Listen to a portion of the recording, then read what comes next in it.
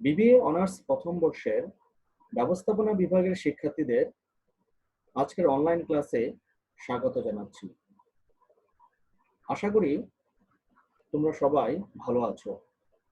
আজও আমরা merchandising operations and accounting system নিয়ে আলোচনা করব। আজ আমরা একটা প্রবলেম সলভ করার চেষ্টা করব। আজ আমরা রিলেটিং পারচেজ অফ মার্চেন্ডাইজ অর্থাৎ পণ্য ক্রয় সংক্রান্ত প্রবলেম সমূহ সলভ করার চেষ্টা করব। তার মানে পণ্য ক্রয় সংক্রান্ত কত ধরনের লেনদেন থাকতে পারে সেগুলো কিভাবে আমরা জার্নালাইজ করব, অর্থাৎ কিভাবে আমরা জাবেদা দিব, সেটা আজ আমরা শিখব। প্রথমে আমরা একটা প্রবলেম দেখে নেই। Mister Alam started his business on January 1, 2019. Mister Alam 2019 সালের জানুয়ারির 1 তারিখে তার ব্যবসাটা শুরু করেছে। During the month of January, Mr. Alam performed the following purchase transactions. জানুয়ারি মাসে মিস্টার আলম নিম্নোক্ত ক্রয় সংক্রান্ত লেনদেন সমূহ সম্পন্ন করেছে। আমরা প্রথম ট্রানজাকশনটা দেখে নেব।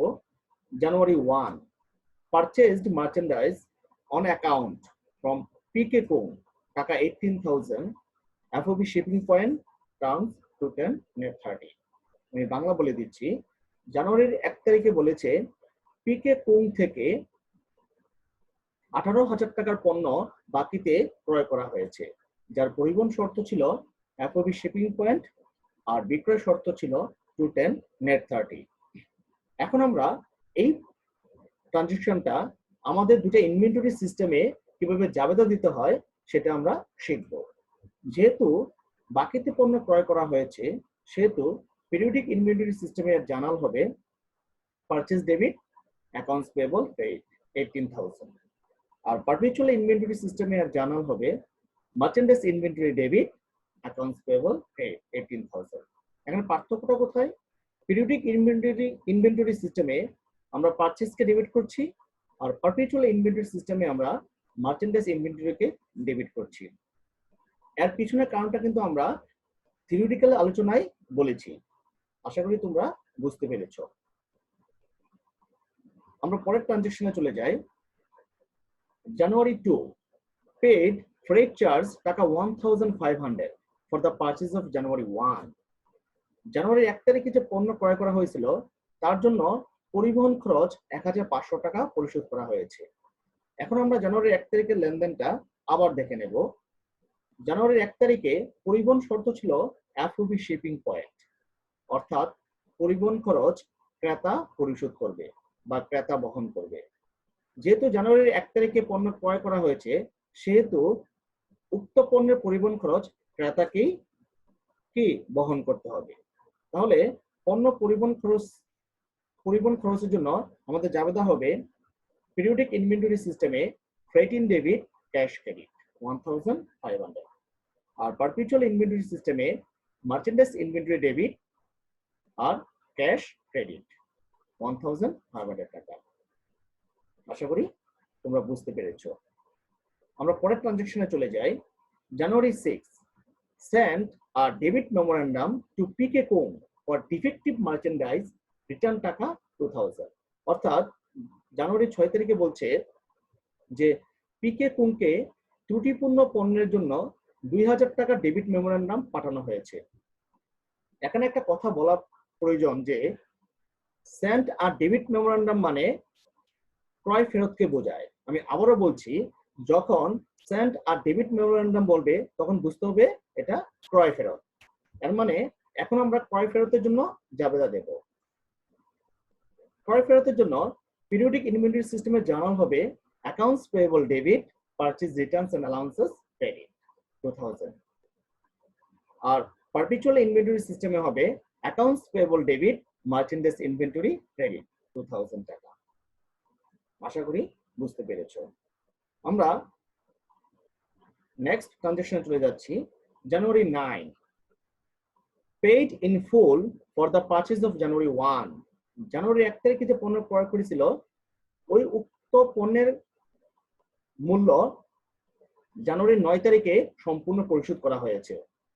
আমি আবারও বলছি, জানুয়ারি 9 তারিখে বলছে যে জানুয়ারি 1 তারিখে যে পণ্য ক্রয় করা হয়েছিল তার মূল্য সম্পূর্ণ পরিশোধ করা হয়েছে। এখন আমরা জানুয়ারি 1 তারিখে লেনদেন আবার দেখে নেব, পাশাপাশি আমরা জানুয়ারি 6 তারিখের লেনদেনটাও দেখব। এখন আমরা দেখব জানুয়ারি 9 তারিখে যে পণ্যের মূল্য পরিশোধ করছে সেটা ডিসকাউন্ট পিরিয়ডের ভিতরে পরিশোধ করছে কিনা। জানুয়ারি 1 তারিখে বিক্রয় শর্ত ছিল 210 নেট 30, অর্থাৎ 10 দিনের মধ্যে যদি সে পরিশোধ করে তাহলে তাকে 2% ডিসকাউন্ট দেওয়া হবে। আমরা দেখছি যে পণ্য ক্রয় করেছে জানুয়ারির 1 তারিখে আর পরিশোধ করেছে জানুয়ারির 9 তারিখে, এর মানে সে ডিসকাউন্ট পিরিয়ডের ভিতরে কিন্তু পণ্যের মূল্য পরিশোধ করেছে। ওকে, এখন ডিসকাউন্ট পিরিয়ডের ভিতরে যদি পণ্যের মূল্য পরিশোধ করে তাহলে পিরিয়ডিক ইনভেন্টরি সিস্টেমের মধ্যে জানানো হবে accounts payable debit, cash credit, purchase discount credit. তাহলে অ্যাকাউন্টস পেয়েবল ডেবিট হচ্ছে, আমরা একটু খেয়াল রাখবো, জানুয়ারি 1 তারিখে পণ্য ক্রয় করেছে 18,000 টাকা, আবার 6 তারিখে ফেরত দিয়ে দিছে 2,000 টাকার পণ্য, তাহলে অ্যাকাউন্টস পেয়েবল এখানে হবে 16,000 টাকা। এখন যেহেতু ডিসকাউন্ট পিরিয়ডের ভিতরেই পণ্যের মূল্য পরিশোধ করা হয়েছে সেহেতু এই 16,000 টাকার উপরে 2% ডিসকাউন্ট পাবে, তাহলে পারচেজ ডিসকাউন্ট হবে এই 16,000 টাকা 2%, কত? 320 টাকা। আর বাকি টাকাটা ক্যাশে পরিশোধ করা হবে, অর্থাৎ ক্যাশ ক্রেডিট হবে 15,680 টাকা। আর পারপিচুয়াল ইনভেন্টরি সিস্টেমে আমাদের জার্নালটা হচ্ছে accounts payable debit, cash credit আর মার্চেন্ডাইজ ইনভেন্টরি ক্রেডিট। পিরিয়ডিকে যেখানে পারচেজ ডিসকাউন্ট হবে, পারপিচুয়াল ইনভেন্টরি সিস্টেমে সেখানে মার্চেন্ডাইজ ইনভেন্টরি ক্রেডিট হবে আর টাকার অ্যামাউন্ট সেম থাকবে। ওকে, আশা করি বুঝতে পেরেছো। আমরা নেক্সট ট্রানজাকশনে চলে যাই। জানুয়ারি 10, purchased merchandise on account from KKR Co, টাকা 30,000, FOB ডেস্টিনেশন টার্মস 115 নেট 45।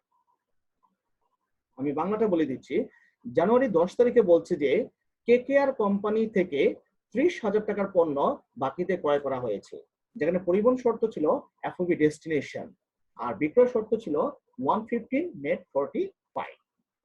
এখন আমরা বাকিতে পণ্য করে জার্নাল দেব অ্যাজ ইউজুয়াল আগের মতোই। পিরিয়ডিক ইনভেন্টরি সিস্টেমে purchase debit, accounts payable credit, কত টাকা? 30,000 টাকা। আর পারপিচুয়াল ইনভেন্টরি সিস্টেমে merchandise inventory debit, accounts payable credit 30,000। এটা আমাদের জানুয়ারি 1 তারিখের মতোই, যেভাবে আমরা জাবেদা দিয়েছি এখন আমরা সেভাবেই দিলাম। আমরা পরের ট্রানজাকশনে চলে যাই। জানুয়ারি 11, the appropriate party made a cash payment of টাকা 1,000 for freight on January 10, অর্থাৎ এটা বাংলাটা হচ্ছে জানুয়ারি 10 তারিখে যে পণ্য ক্রয় করছে ওই উক্ত পণ্যের পরিবহন খরচ 1,000 টাকা অ্যাপ্রোপ্রিয়েট পার্টি সেটা পরিশোধ করে দিয়েছে। এখানে অ্যাপ্রোপ্রিয়েট পার্টি বলতে উপযুক্ত পার্টিকে বোঝানো হচ্ছে। ওকে, আমি আবারও বলছি, জানুয়ারি 10 তারিখে যে পণ্য ক্রয় করা হয়েছিল উক্ত পণ্যের পরিবহন খরচ 1,000 টাকা উপযুক্ত পার্টি নগদে পরিশোধ করে দিয়েছে।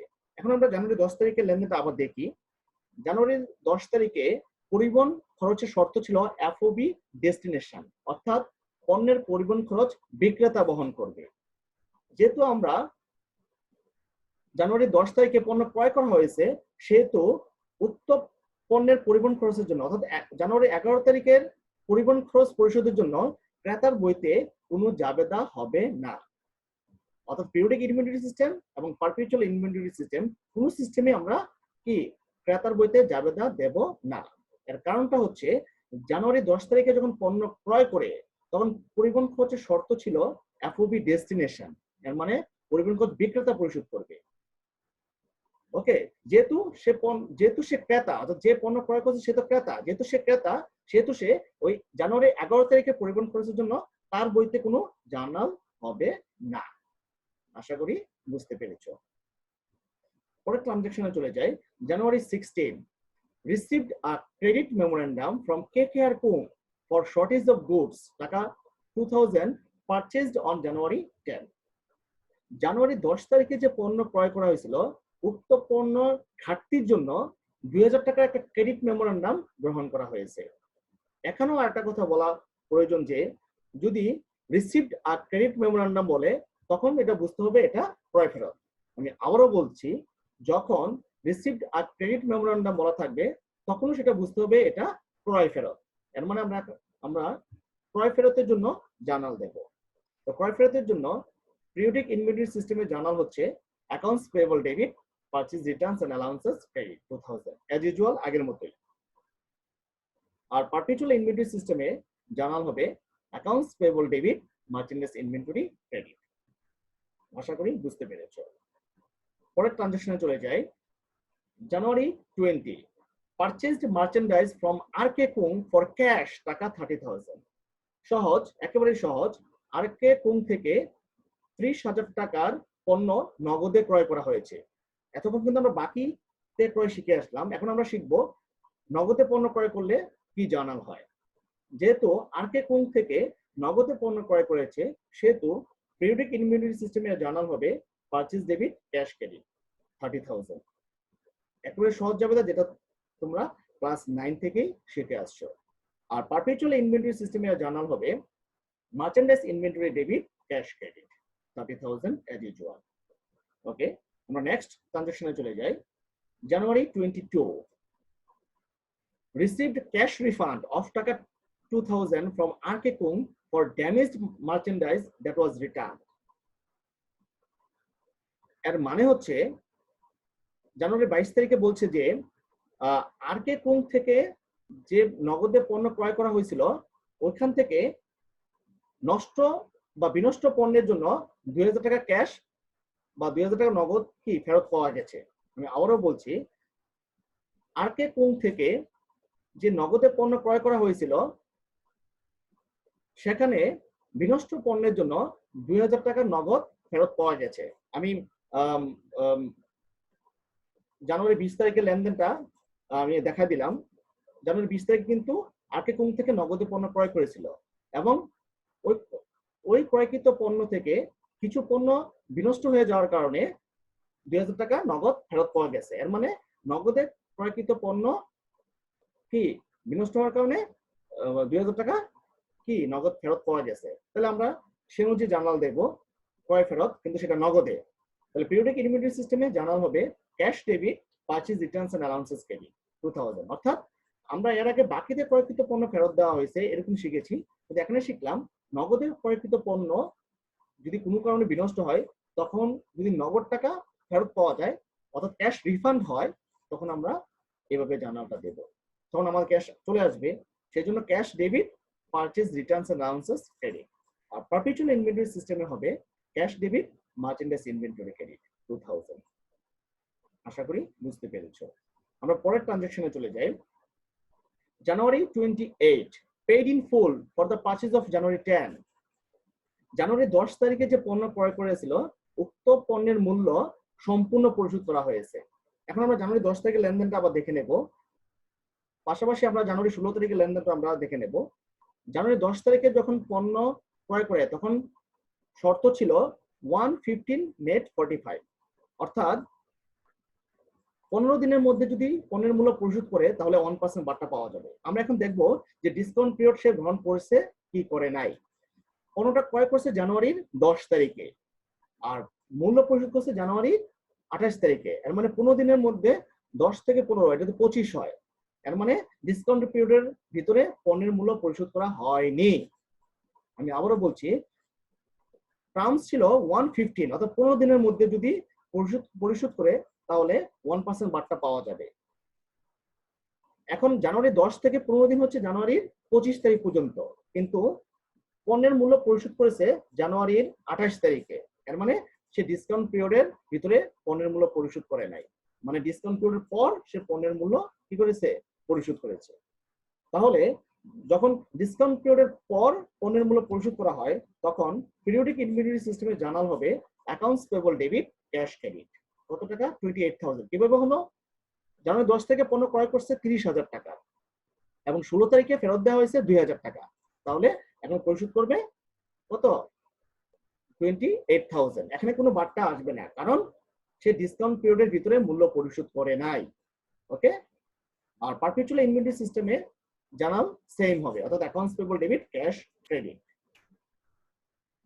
আমরা বিষয়টা খেয়াল রাখবো যে আমরা এর আগে শিখেছি ডিসকাউন্ট পিরিয়ডের ভিতরে পরিশোধ করলে কি হবে, আর এখন শিখলাম ডিসকাউন্ট পিরিয়ডের পর পরিশোধ করলে কি হবে। অর্থাৎ দুই সিস্টেমে আমাদের সেম জার্নাল হবে। আশা করি বুঝতে পেরেছ। তো আজ এতটুকুই।